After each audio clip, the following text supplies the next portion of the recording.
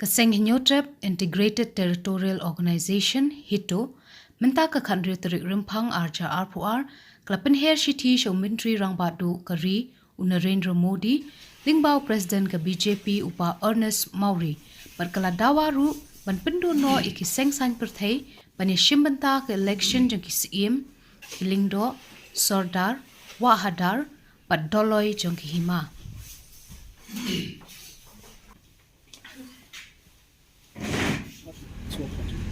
Mentaga sengi agaliang gojungi ka neutral integrated territorial organization ada kadai ka agenda kadai ka juk agenda bangila jam ai au governor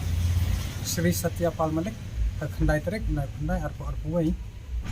kaphang hi ka juk hi kaphang bamda ka sengi kadai bangi ki request ban constitute ka special committee ka ban khali da ka office yang prime minister but ka ban chair do menteri korbari ban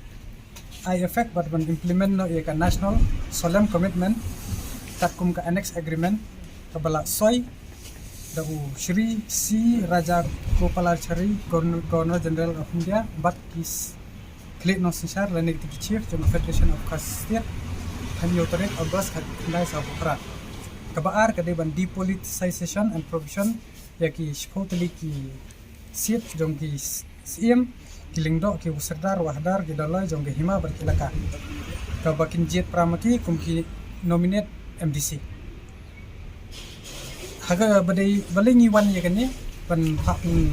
traino badai ngilai ka kum ka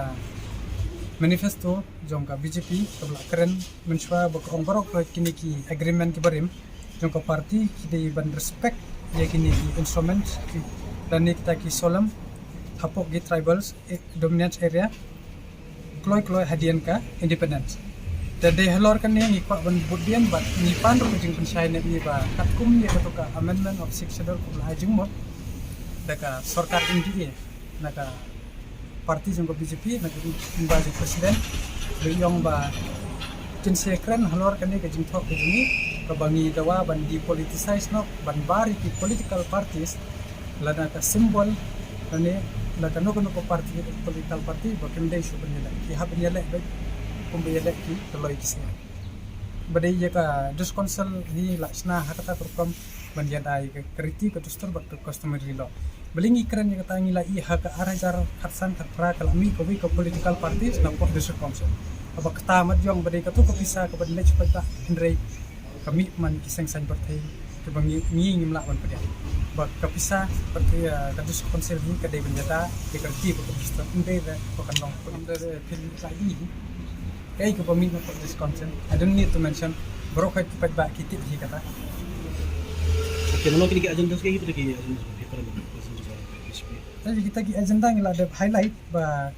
kabenengkong hi kadai ka to bong i ban pentri kam na ya national solemn commitment kabla ya soy hokan yutrik abas nice masuk putra pat ban bar no ikini political parties kumban la le hapok ka municipal election haga amendment act ar1000 haga sau tarik bana april